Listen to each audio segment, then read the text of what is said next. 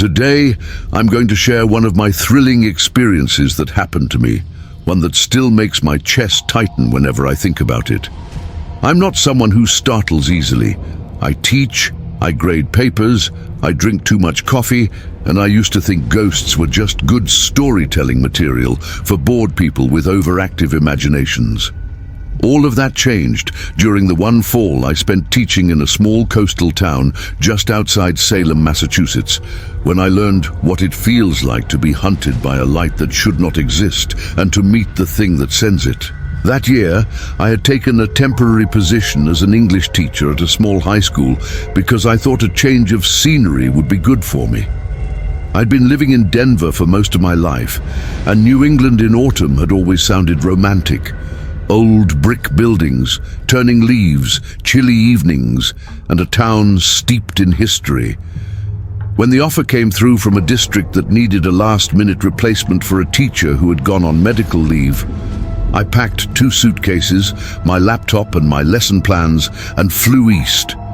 They put me up in a short-term rental in a neighboring town called Greyrock, a place that did not show up in travel blogs, but seemed quiet and peaceful when I first arrived. Greyrock looked like someone had frozen it somewhere in the late 1970s and forgotten to tell it to catch up. Narrow streets, clapboard houses, sagging porches with rocking chairs that never seemed to move, and a small harbor where fishing boats bobbed against worn wooden docks. I arrived in late September. The air already had that sharp edge that tells you summer is gone.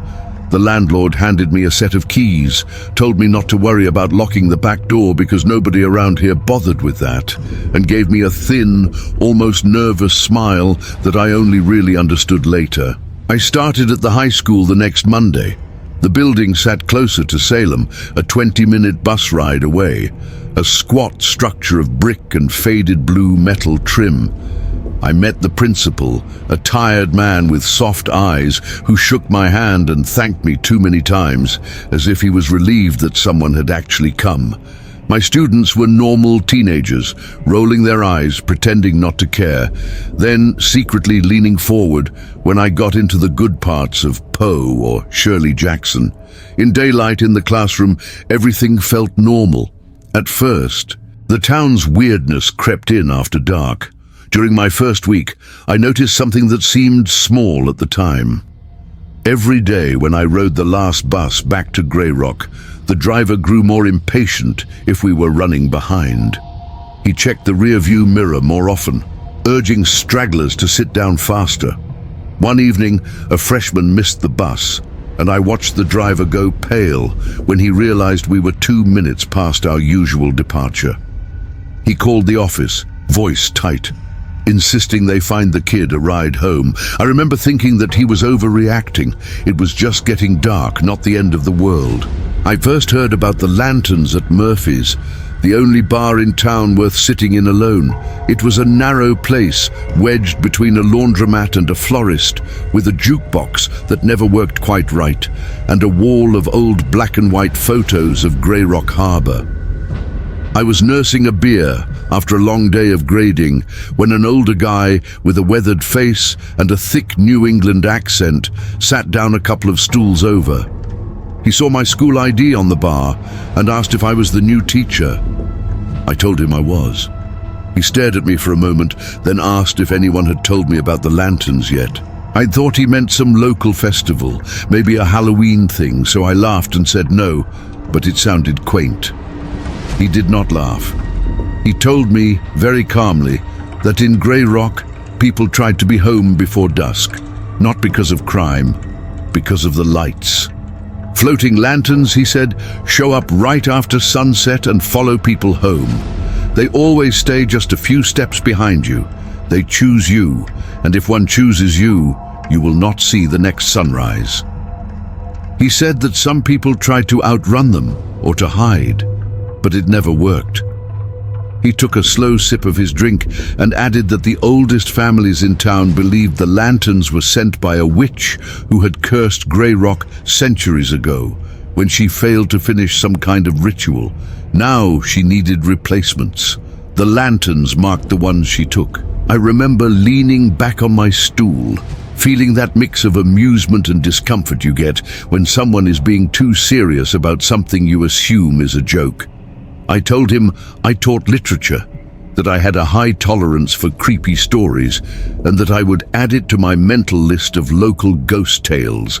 He did not argue. He just nodded once and said that people in Greyrock did not stay outside after dusk if they could help it. Then he looked at the clock on the wall, stiffened slightly, tossed some bills on the counter, and left without finishing his drink. When I stepped out a little later, I noticed something for the first time. The streets were almost empty. Curtains were drawn tight, porch lights were off, not on. Over the next week I heard the story again in bits and pieces. A secretary at the school mentioned it when I stayed late one evening, and she told me she would not be able to offer me a ride because she had to be home before sunset. A junior hinted at it during a discussion about urban legends, saying that Greyrock did not need Bloody Mary or Slender Man because they had something worse. Every version had the same core: a witch, a curse, unfinished work. Lanterns gliding silently a few feet above the ground, stopping behind chosen people, following them all night until sunrise. Those people were never seen again. Their houses were found empty in the morning, beds unslept, shoes by the door, sometimes a mug of coffee still on the table. I told myself these stories were cultural wallpaper, shared paranoia in a town with too much history and not enough population turnover. It made sense to me that a place so close to Salem would lean into witch myths. In my head, it was all folklore shaped by centuries of fear and boredom. I had grown up with crime, with real danger, not stories about floating lanterns. Kids in Denver disappeared because of drugs, gangs, or abusive households, not magic. I did not say that part out loud. I just smiled, nodded, and stayed calm, even as I noticed how seriously everyone else took it. Doors really did slam shut right before dusk. Dog walkers pulled their pets inside early. Streetlights flickered on, but nobody lingered under them. For almost a month, nothing happened to me. I kept my routine. I taught, graded, and came home on the second-to-last bus, instead of the last one, out of grudging respect for the driver's anxiety rather than belief in the curse. On Fridays, I treated myself to a burger at Murphy's, leaving a bit earlier so the bartender would stop glancing nervously at the windows. It felt like I was living in a town going through some collective delusion. It was eerie, yes, but in that way you feel when you watch people take a superstition too seriously. You are unsettled, but you are convinced that the world is still logical underneath it. That illusion finally cracked the Thursday before Halloween. Parent-teacher conferences had run late, and by the time the last parent shook my hand and left my classroom, the hallways were empty, and the building felt hollow, as if the noise had been sucked out of it. I gathered my papers, shoved them into my bag, and checked the time. The last bus to Greyrock would be leaving in 10 minutes. Outside my classroom windows, the sky was almost black, a deep indigo smudged with the last streaks of sunset on the horizon. I hesitated for half a second, thinking about the stories, and then shook my head. It was just a walk to the bus stop, maybe 7 minutes. I could see the stop from the school entrance. This was not some deserted highway, it was a lit sidewalk in suburban Massachusetts. The air outside was colder than I expected, the kind of cold that makes your breath look thicker and more solid. I pulled my coat tighter and started down the path toward the bus shelter. Streetlights along the road hummed faintly, casting puddles of pale orange light on the pavement. The sky above had given up the last of its color, folding fully into night. I was halfway there when I heard it. Not a sound, so much as a change in the sound around me. The way the insects seemed to stop, the distant hum of traffic dropping to a muffle. The air felt heavier, like it does just before a thunderstorm, except the sky was clear. I felt the light behind me before I saw it. It was a warm glow on the backs of my legs, like someone had turned on a lamp a few feet away and pointed it at me. At first I thought it was a car pulling up, and I stepped a little to the side to give it room. No engine, no tires on asphalt, just that steady, unnatural glow. I turned my head slightly and saw the shadow of my own shoulders stretching long in front of me on the sidewalk, stretched and distorted in a way that did not match the angles of the street lamps. My stomach tightened. Very slowly, I turned around. It was a lantern. At least that was the closest thing my brain could file it under. A floating, old-fashioned paper lantern, round and slightly sagging, hovering about 4 feet above the ground and maybe 10 feet behind me. Its light was wrong, too bright at the center, almost golden white, with a faint sickly green at the edges that made my skin look sallow where it touched.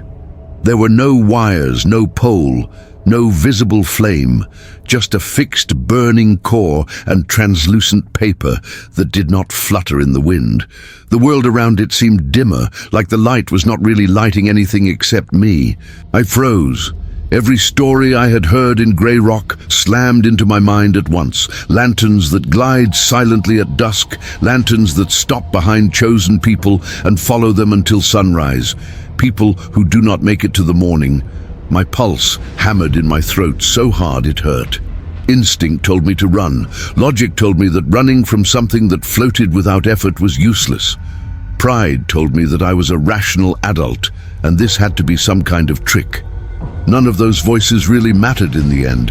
The thing behind me did not care what I believed. I decided to test it. I took one step forward. The lantern glided the same distance, keeping the gap between us constant. I stepped sideways, off the sidewalk and onto the patch of grass between the road and a chain-link fence. The lantern drifted after me with the same slow, precise motion, never wavering, never bobbing. No sound, no rustle, no crackle, just light and the sense of attention. That was the worst part. It felt like being watched by something that had never been human and was trying to understand how I worked. I turned and headed faster toward the bus stop, forcing my legs into what I pretended was a brisk walk and not the start of a sprint. The lantern seemed to glide faster to match me. As I approached the shelter, I saw the bus already there, doors open, interior lights on. For a second, pure relief washed through me.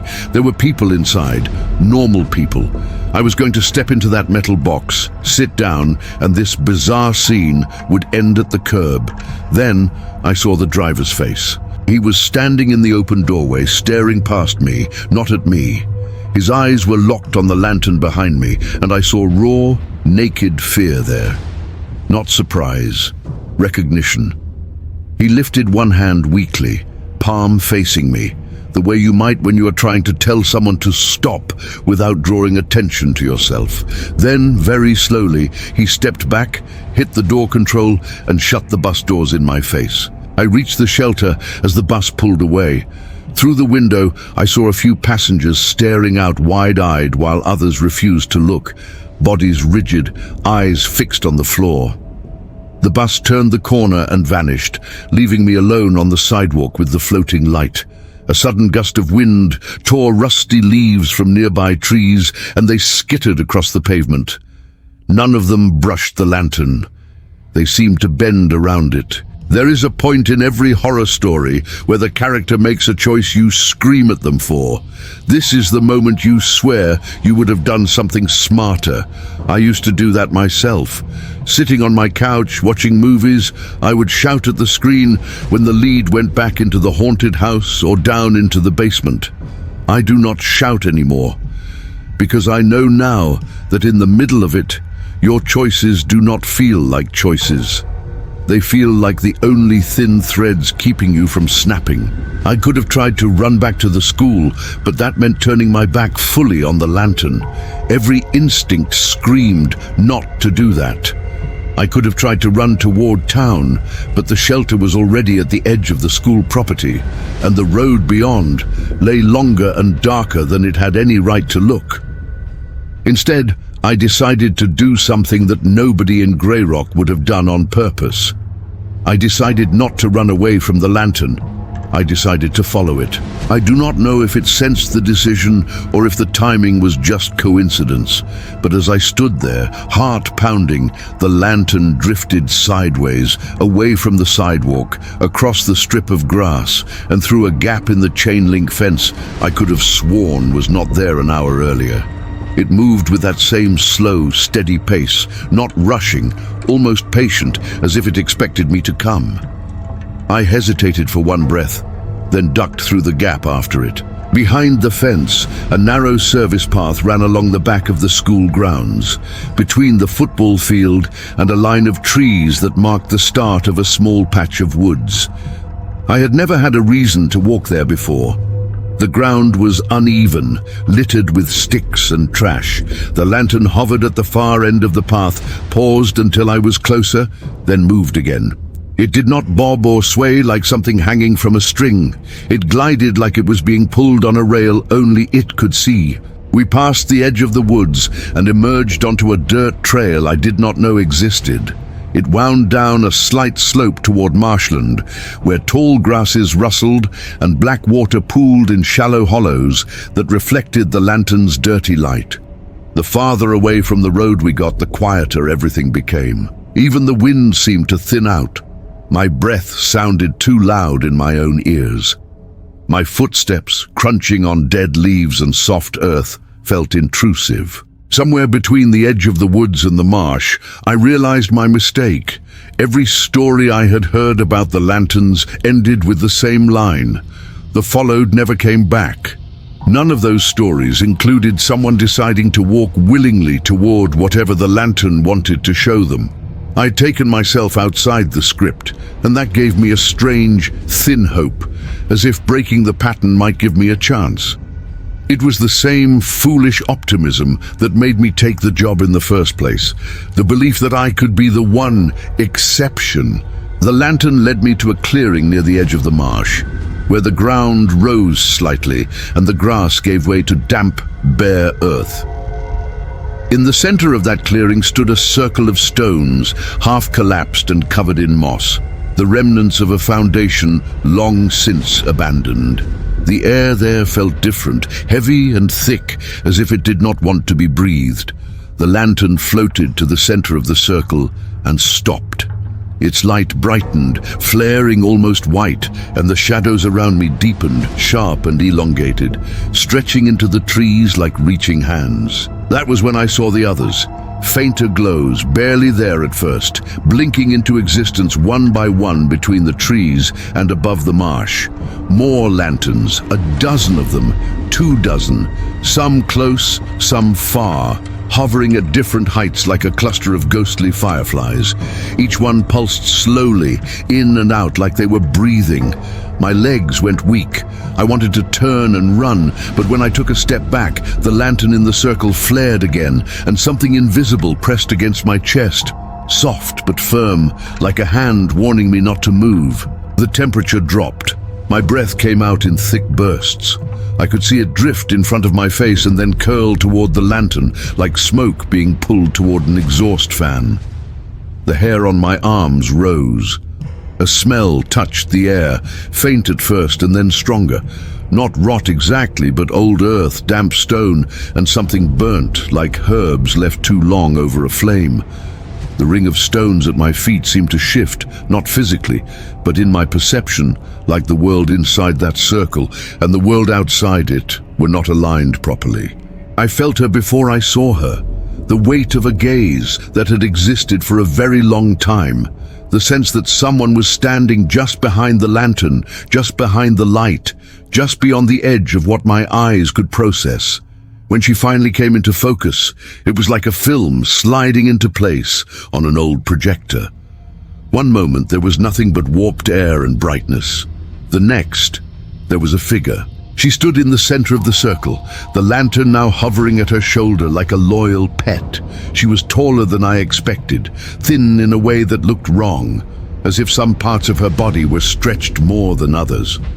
Her dress was from another century, simple and dark, clinging to her in stiff, unnatural folds.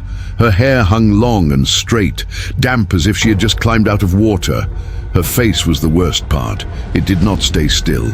Features shifted, warping through ages, young and old, burned and whole, kind and hateful, flickering like faces seen through flames. When she spoke, I did not hear words in the air. I heard them inside my head, a voice that felt like it had been waiting under my thoughts for years, finally stepping into the light. She did not introduce herself. She did not have to. Every story in Greyrock had already done that for her. She was the witch, the curse, the unfinished ritual. She looked at me not like a person looks at another person, but the way a doctor might look at a chart, scanning for what they need. She reached out one hand. It was too long, fingers bony and slightly blurred at the edges, as if they were still remembering how to be solid. The lantern's light flared brighter when her hand extended, and a thin strand of that light stretched toward my chest. It looked delicate, fragile as spider silk, but as it touched my shirt, I felt something twist behind my ribs, cold and sudden, like a hook sliding into place. My knees buckled. I hit the ground hard but barely felt it. My heartbeat stuttered, no longer in sync with my own breathing, beating instead in rhythm with the pulsing lanterns all around us. Images hammered into my mind. A young woman dragged from her cottage by men in rough coats, her face half hidden by tangled hair. A crowd at a crude wooden scaffold, eyes bright with fear and excitement. Flames licking up damp wood, smoke curling into a grey sky. A circle of stones in the woods, the same stones under my knees now, lit by dozens of lanterns, while the same woman stood in the center, chanting something that shivered through the ground. Then, a sharp interruption. Men bursting into the circle, axes flashing, lanterns toppling. A scream cut in half, not because the voice stopped, but because the world moved away from it. She had never finished whatever she had started in that circle. Her body had died, burned and buried, but something in her work had stuck to the land like a stain. Her spirit, if that was even the right word for it, had been left suspended between whatever she was reaching for and the place she had started from. The town had kept going. Generations lived and died. Houses rose and fell. But her unfinished ritual still hung over Greyrock like an invisible net. The lanterns were her hands, reaching out, grabbing people, dragging them back to that circle to finish what she had begun. I realized then what being chosen meant. It was not random. It was not punishment in the way the town thought about it. It was recruitment. She was looking for replacements, for people she could anchor to the pattern she had carved into that ground. People whose lives she could burn as fuel. The hook in my chest tugged hard, pulling me forward onto my hands. The earth beneath my palms felt too warm, too alive. My vision blurred at the edges. The lights around us pulsed faster, almost frantic. The witch leaned closer, her shifting face inches from mine, eyes like two black pits surrounded by swirling ember-colored irises. That was when I heard another sound cut through the thick silence. A low, steady voice, speaking Latin words I did not recognize, rolled over the clearing like a slow wave. It came from behind me, outside the circle. The strand of light between my chest and the lantern wavered. The hook in my ribs spasmed. The witch's head snapped up, her attention flicking past me. A second glow joined the first, this one colder and cleaner, like moonlight instead of fire, and it washed over my back. I forced myself to turn my head. A man stood just beyond the ring of stones, holding up a metal lantern of his own. It was not pretty. It was old, dented, made of black iron with a glass pane shattered in one corner. Inside, instead of a candle, a single white flame burned, narrow and fierce. Around his neck, a small silver crucifix gleamed, catching the light from both lanterns. His face was lined, his hair more gray than black, but his eyes were clear and focused. I recognized him, though I had never met him personally. I had seen him from a distance a few times outside a small church near the center of town. He was the local priest. He kept speaking in that same steady voice, words I still could not understand, but that made the air feel different, less thick, less claimed. He stepped closer to the stones, careful not to cross into the circle. The white flame in his lantern flared, and the witch recoiled, her form shuddering, the edges of her dress fraying into smoke. The strand of light connecting me to her lantern trembled, thinning like a thread being pulled from both ends. For the first time, I saw anger in her, not dramatic wailing anger. Cold, needle-sharp fury aimed at the priest, at the crucifix, at the words that pushed against her claim. Pain exploded in my chest as the hook tore free. It felt like something was being ripped out of me, not physically, but close enough that I screamed. The sound that came out of my mouth did not sound like mine. It was too high, too raw. The witch shrieked in answer, but her voice did not go up into the sky. It went down into the ground, into the stones, into the lanterns around us. Several of them flared at once, then blinked out entirely, leaving dark gaps in the circle of light. The priest's lantern burned brighter, white flame leaning toward the witch like a living thing. He shouted one last phrase, louder this time, pushing it into the night with the force of someone who believed it, with every cell in his body. The lantern at the witch's shoulder flickered violently, then burst, not into fire, but into a shower of tiny, luminous fragments that evaporated before they hit the ground. For a moment, the witch's figure stretched, thin as smoke in high wind, torn between collapsing and reforming.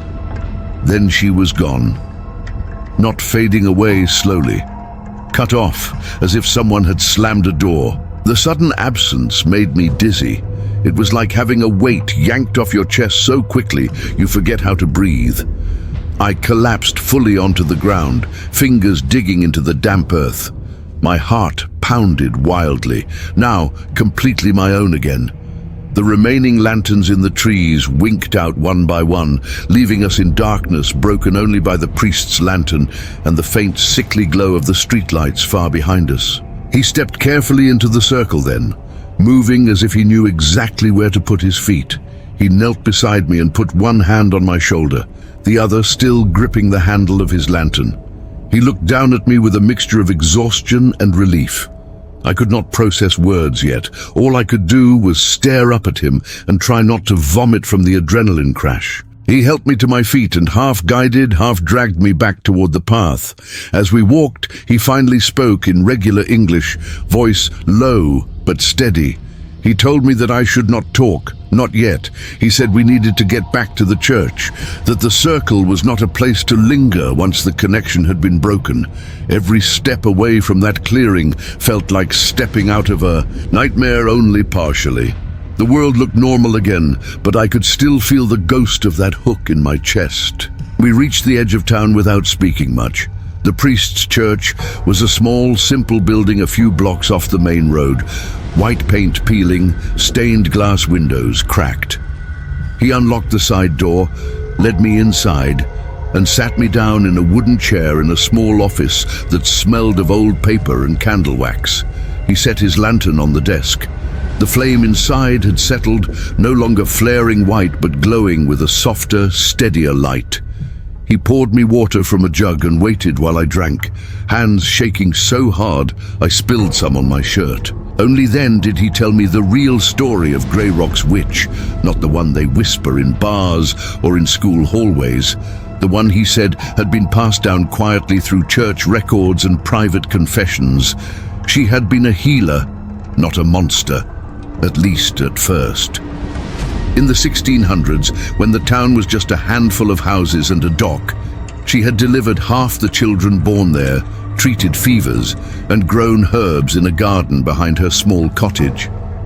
She had also, according to some, dabbled in things too far beyond what her neighbors were comfortable with. Old rituals brought over from Europe, practices that blurred the line between prayer and something else. When sickness and crop failure hit the town in the same year, fear needed a target. They blamed her. The priest's voice took on a distant tone as he described how the men of the town had dragged her from her home, how they had found strange symbols hidden in the woods, candles melted into odd shapes, circles of stones like the one where we had just stood. They called it witchcraft, ignoring that she had been the one trying to keep them alive. They tried her, convicted her, and sentenced her to be burned. But before the sentence could be carried out, something happened that the town conveniently left out of its official stories. She escaped for one night. Just one. Long enough to go back to the stones in the woods and start something she could not finish. The ritual, the priest said, was not outright evil. It was a desperate attempt to bind the town's fate to something beyond the sickness and superstition that threatened to wipe it out. But the structure she built into the land, into that circle, was unstable. When the men found her and dragged her away again, it collapsed halfway, trapping her between living and dead, between town and whatever she had been calling to. The result was a curse not born of hell, but of something broken and unfinished. Over the centuries, that broken structure needed energy to hold itself together. It found that energy in people. Sensitive ones, the priest said. People who did not belong fully to Greyrock yet, whose roots were shallow enough to yank up. Traveling salesmen, passing sailors, newcomers. The lanterns formed later as a kind of manifestation of that pattern, a way for the curse to mark who it wanted. The witch's mind, if that is what you could call it, reached out through them, still trying to complete the binding she had started, still trying to stitch the town to something that could not sustain it. I asked him, with my voice still hoarse, why he had been out there that night. He admitted that he had felt it. For years, he said, he had known when the lanterns chose someone. A prickling behind his eyes, a twinge in his chest, the bells in the church tower ringing wrong without being touched. Most nights, there was nothing he could do. The chosen ones never went where he could reach them in time, or they disappeared quietly behind locked doors. My case had been different because I had not gone home. I had been pulled toward the circle on public land, a place he knew intimately. A place where his words and his iron lantern still held some power against whatever simmered beneath the soil. I asked him if he had saved others before me. His answer was not comforting. He said he had tried. Sometimes he had managed to interfere enough to weaken the pull, to delay the process. But almost always the lanterns came back for the same person later, more forceful. The curse did not like being denied. In my case, he said, something had shifted.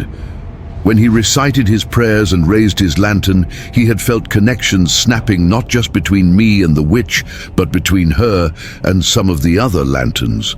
A subtle lessening in the pressure around town. He thought, and he stressed that this was only a thought, that by willingly following the lantern instead of running from it, I had altered the pattern enough for him to wedge a crack into it. He finished by telling me something very simple. I needed to leave Greyrock, not in a month, not at the end of the school year, within days. He said that while he had cut the thread she had thrown into me, remnants of that connection would linger. It might be enough for her to find me again if I stayed within range of the circle. He had bought me time, not permanent safety. I asked him quietly what would happen if I ignored him. He looked at me with something like pity and said that he did not think I would get another rescue. I left Greyrock within the week. I broke my contract with the school, paid the penalty fee, packed my belongings, and got on the earliest bus out, then a train, then a plane. I told my friends and family that the job had not been what I expected, that the cost of living was too high, that the weather did not agree with me. All technically true in their own way, none of them the real reason. The real reason was that I could not walk down a quiet street at dusk without feeling the weight of unseen eyes on my back, without expecting to see my own shadow stretch wrong on the pavement, lit from behind by a light that made no sound.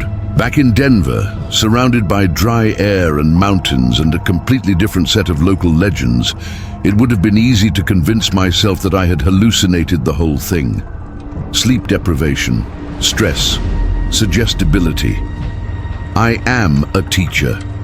I know how much mindsets and expectations can shape perception. That is what I tell myself when I wake up at 3 in the morning, heart pounding, certain for a split second that I see a faint, hovering glow, at the foot of my bed.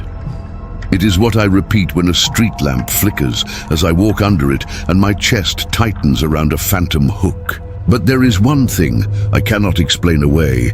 2 days after I left Greyrock, long after my flight had landed and I had switched my phone off airplane mode, a single unread message appeared in my inbox from an address I did not recognize. It contained no text, only a photograph, a night shot of the woods behind the school. The circle of stones was visible in the center, lit by something bright just out of frame.